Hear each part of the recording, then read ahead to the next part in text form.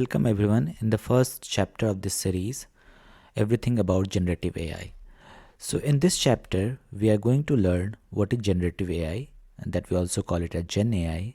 To understand generative AI, we also will have to understand what is artificial intelligence or AI. Then we'll be learning about how many types of artificial intelligence are there.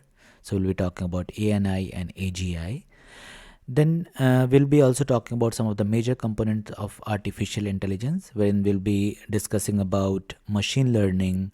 We'll be discussing about machine learning approaches, wherein we'll be talking about supervised learning, unsupervised learning, reinforcement learning.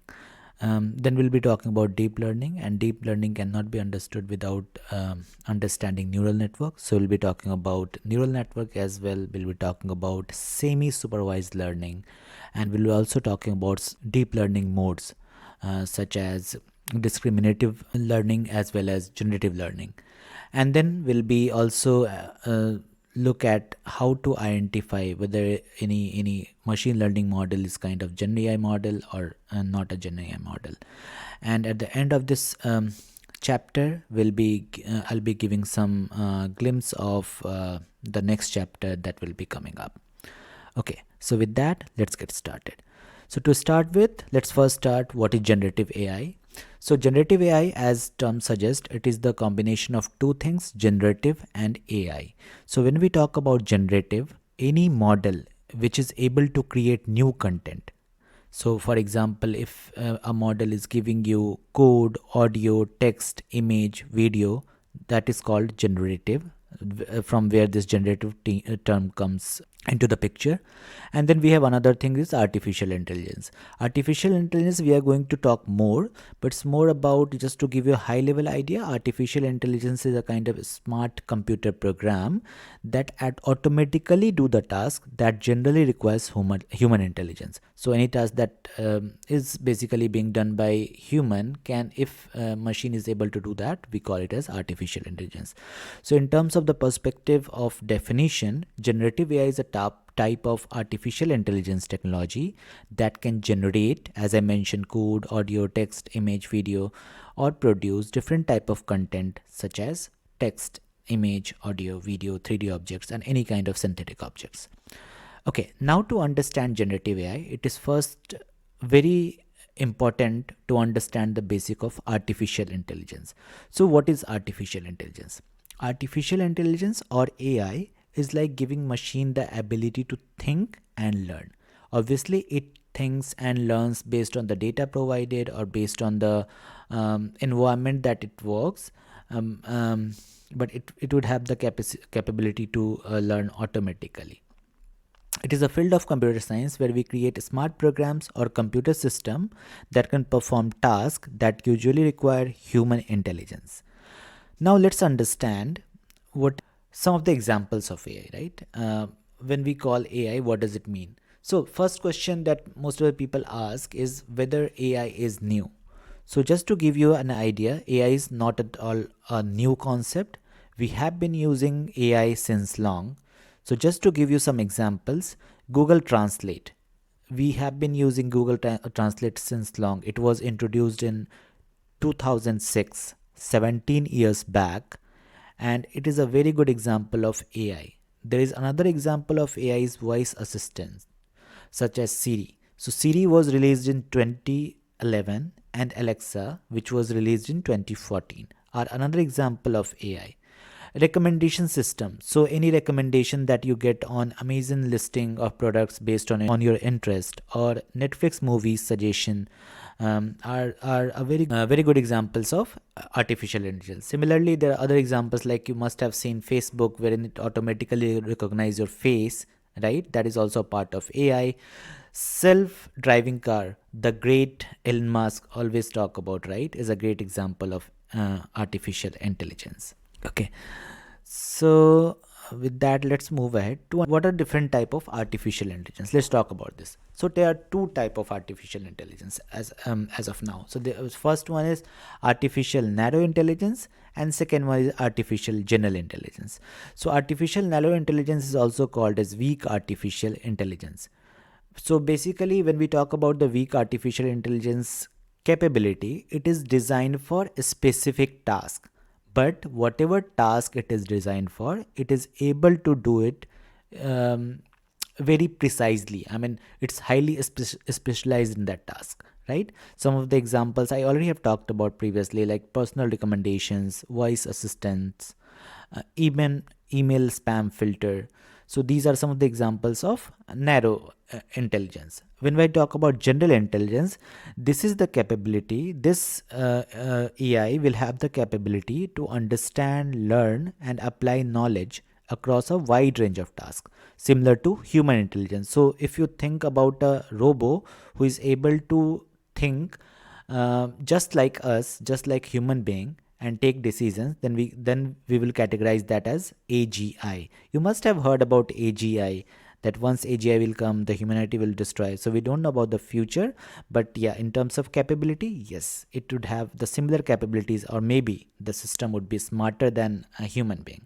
But yeah, we cannot say anything till the time it is into picture. So right now we only have seen in sci-fi movies wherein kind of Transformers or these kind of movies wherein we have seen, right, and that robots are kind of smarter than human beings. So those kind of artificial intelligence are called as strong artificial intelligence, and we call it as artificial general intelligence. Now understand the important subsets, or you can say components of artificial intelligence. We already have understand what is artificial intelligence. It is sitting at the top. One of the important subset or sub area of artificial intelligence is machine learning. So it is a program or system to train a model from input data for decision making, right? It is giving a machine learning gives computer the ability to learn without explicit programming. However, it requires sometimes human intervention when prediction is incorrect. We'll be talking more about and understanding more about machine learning in upcoming slides. When we talk about deep learning, again, it is an important, very important component when we try to learn Gen AI or AI. So deep learning uses an artificial neural network which is inspired by the structure and function of the human brain to reach accurate conclusion and make prediction without human intervention. So we again, deep learning high level is a kind of neural network that basically improve itself based on the feedback received. It automatically it doesn't require human intervention as such, right? It automatically takes certain decisions to come up with the output, and the output is very accurate and precise most of the time based on the requirement, right? So we'll be learning again more about this in the upcoming slides. So let's move ahead. So again, we already have talked about machine learning. So let's understand the kind of definition. Machine learning is a field of computer science that focuses on developing algorithms and models that enable computers to learn pattern from data, make predictions, and improve their performance over time without being explicitly programmed, right? So if we are feeding the data, so as the image predicts, right, the flow diagram predicts, there's an input data we feed into the model, that we call it input data, you can say, or you can say training data. We train our model, then based on that training, that prediction and inference happens, and it generates the predicted output. We check whether we compare this output with the expected output, that we also call it as training data set. If there is any error, we again move it back. There is a feedback loop that goes back to the model, and then model updates itself, and then the same process repeats, right? So as you can see, once basis the data, it has been trained, and if we kind of giving the similar set of data, it predicts the output. Below is one of the examples. So for example, you see in the training data set, we have given multiple images of dogs and cats, right? We are providing that to our model is trained based on this training data set. Now we provide one image of the dog, and then model is able to, based on the feature extraction, right, based on nose, eyes, fur, all these kind of characteristics. I'm just taking the toy example. There may be multiple factors. It model is able to identify whether the picture that we have provided as an input is dog or cat, and ultimately it give you the exact result or output, that whether the image is of cat or dog. Okay, I already have talked about the data, training, prediction, and feedback loop, so I'm not going to go through again. If I'll talk about the different approaches, there are three major approaches that we have in machine learning. First one is supervised learning. Supervised learning, there are some of the algos that I have given below, like linear regressions, support vector machines, decision trees, neural networks. These are some of the examples of supervised learning. How supervised learning works? So supervised learning works on the it is based on the training of label data. So whenever we provide input data, we also provide the label, right? So it is trained based on that label, as I have shown in the last example, right? If you can see here, I am providing the images of dogs and cats. I'm also providing the labels, right? This is one of the example of supervised learning, wherein data needs to be provided along with label. And then the goal of this model is to learn a mapping from input to output. So for example, one of the example is spam filter, right? So when we talk about supervised learning, we provide different kind of emails to this model, and we say, okay, this kind of email is spam, this kind of email is not spam. So we provide a lot of data, and based on that label and characteristics of that email, it try to identify. We supply some new email, it is able to predict that email is of spam or not spam. When we talk about supervised learning, some of the algos I have mentioned below, like k-means clustering and principal component analysis, etc. So this is based on training on unlabeled data. So this is not this model is all about to find pattern. So if we want to group some of the things together based on some of the characteristics, not based on the label, but some of the characteristics, then this model can be utilized. So this model is generally used for finding the pattern, structure, or representations in the data. One such example is, for example, you want to categorize the customer segment based on the purchase histories. So for example, if you want to categorize it, high spending customer, occasional shoppers, budget conscious buyers, all these kind of categorization you want to do, then you just need to look into the their kind of purchasing history, and based on this model will be able to categorize in the right category. Third one, and the quite interesting one, is reinforcement learning. Reinforcement learning is something wherein the system learns by interacting with the environment. So for example, there's the key concept about this learning is, there is one agent who is trying to learn. There is one environment where an external system with which the agent interacts. There's some action, the decision or moves made by the agent, and then reward penalties, feedback received by the agent based on its decision. So the goal of this one is to learn a policy to make sequential decision to maximize a reward signal. Let's take an example of computer game. So what we do is, there is a computer game, then what it does is automatically try to explore different environments. So environment is the board. For example, I'm taking the example of any game, right? It is trying to interact with the environment. So whenever it do any action, it takes any kind of interaction, or it do any kind of action or move, then we give them the feedback, be it positive, +1, or negative. Positive we call it as reward, negative we call it as penalties, right? And based on this, it automatically improve itself. It know, okay, this move was not right. It's just so that way the reinforcement learning also work. Now let's understand our third important topic that we talked about. Second important sub section of artificial intelligence, that is deep learning. In simple terms, deep learning involves training computer systems to learn and make decisions by mimicking the way our brains process information. So it's just like the mimicking the human brains, right? It's a type of ML, uses artificial neural network, allowing them to process more complex pattern than typical machine learning. Okay, now let's try to understand what is artificial neural network. Artificial neural network are inspired by human brains. They are made of many interconnected nodes, also known as neurons, that can learn to perform tasks by processing data and making predictions. Deep learning models typically had many layers of neurons, which allow them to learn more complex pattern than typical ML models. So deep learning is able to perform more is able to process or solve more complex problems that machine learning sometimes cannot predict, right? So there are three sections in it. First layer we call it as input layer. In the middle there may be multiple hidden layers, and the last layer we call it as output layer. Just to give you a very high level idea, deeper the layer of neurons, more complex features and patterns can be learned.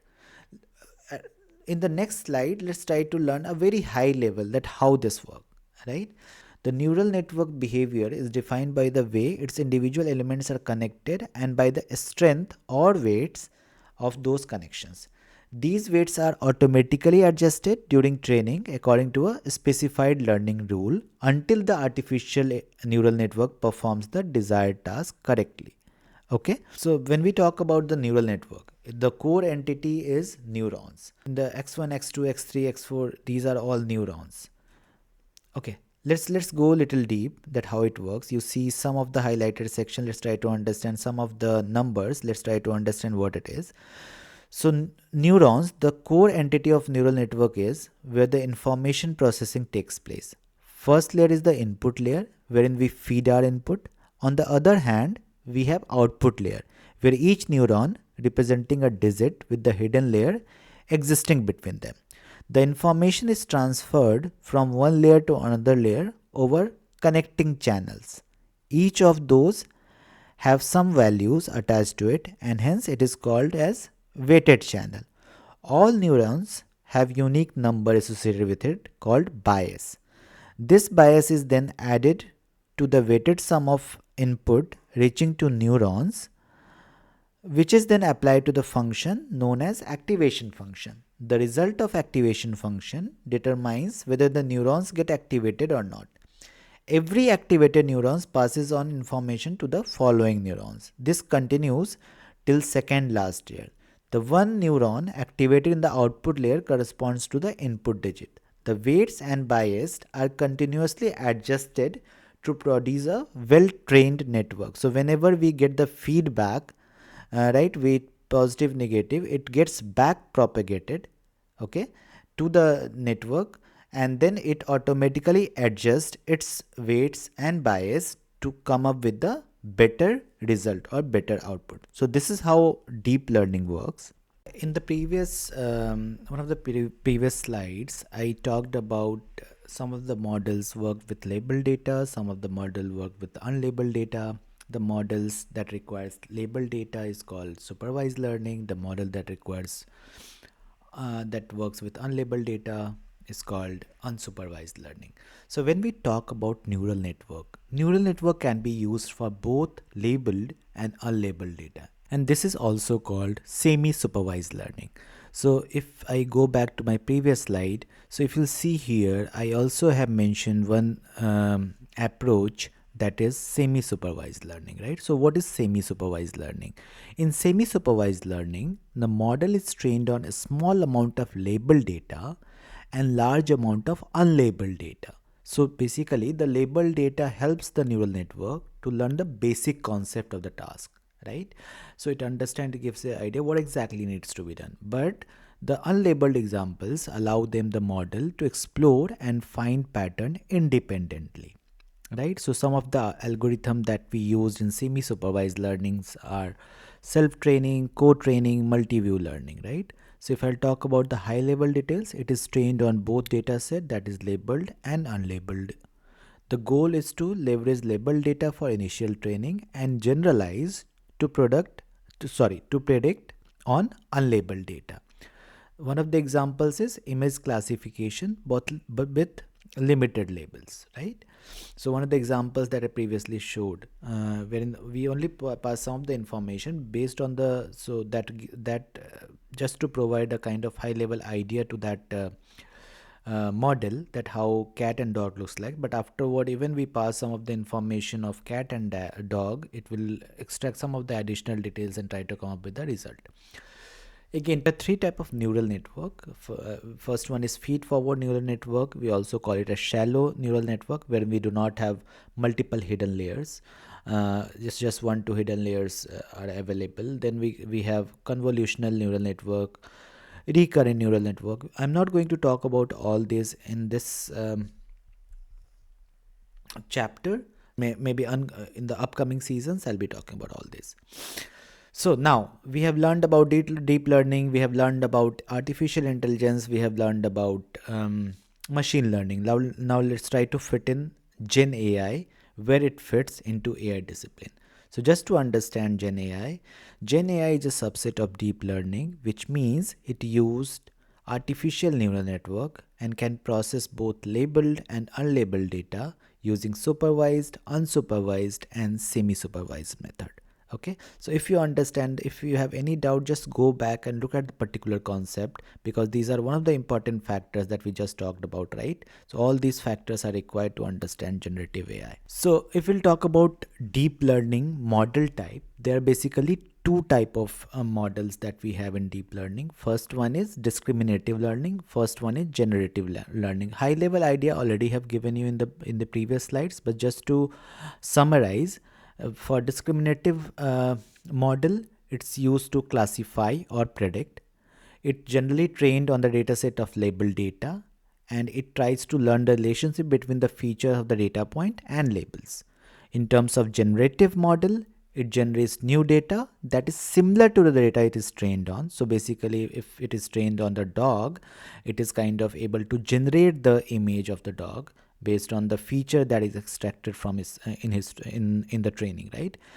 And then it can also predict the next word in the sequence. So when I'm going to create the next chapter of this season, wherein I'm going to talk about LLMs, so when I'll be talking about more that how this sequencing of words looks like. Also we'll talk about the image generation and everything. And then third one is it also understand distribution of data and how likely the given example is. So below examples are some of the examples, is one of the is a kind of categorization of how discriminative technique and generative technique looks like. So in the first example, as you can see, we have passed the information of dog, and then discriminative model is able to classify, will it be able, is it a dog or a cat, and then in the right side the output, as you can see, it is saying it is a dog. However, in the second example, we again passing the information of the kind of dog, and but we are not asking the model to predict, we are asking it to generate an image of a dog, right? This is not a similar image but a different image, and then see, it has created the dog's image, but that is a completely different dog, right? So this is how, these are the two different model types that we have in deep learning.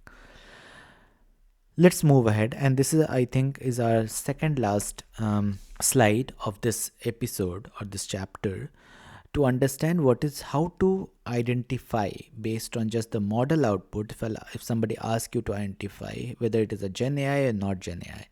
So whenever we pass the input and ML model gives us the output, then based on the output, if it is a kind of number or discrete or probability or some kind of class, it would not be a Gen AI. However, if the response that we are getting is in natural language, it is kind of producing some new kind of synthetic data, it is producing image, audio, video, 3D object, or any such kind of things, that is generative AI model.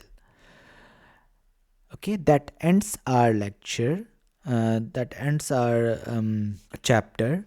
However, in the second chapter, we will be talking about LLM. We'll also see some of the famous models that we have, like ChatGPT. We'll also talk about Bard. We'll see how the model works from start to end, what it takes for it to train, right? However, everything will be very basic, the way I did it for this lecture. For season 1, I'll keeping everything at the beginners level, and maybe from season 2 or season 3, I'll start looking it into the more details when I'll try to go in depth. I'll try to look into the code, how it works, and then all those kind of things. And the season and the chapter 3 of the season 1, I'll be talking about prompt engineering, wherein I'll be giving you a kind of tips to write the prompt. There is no such thing like best prompt, but again, there are some of the rules, some of the recommendations that we have from different experts. So I'll be talking about it, that how we can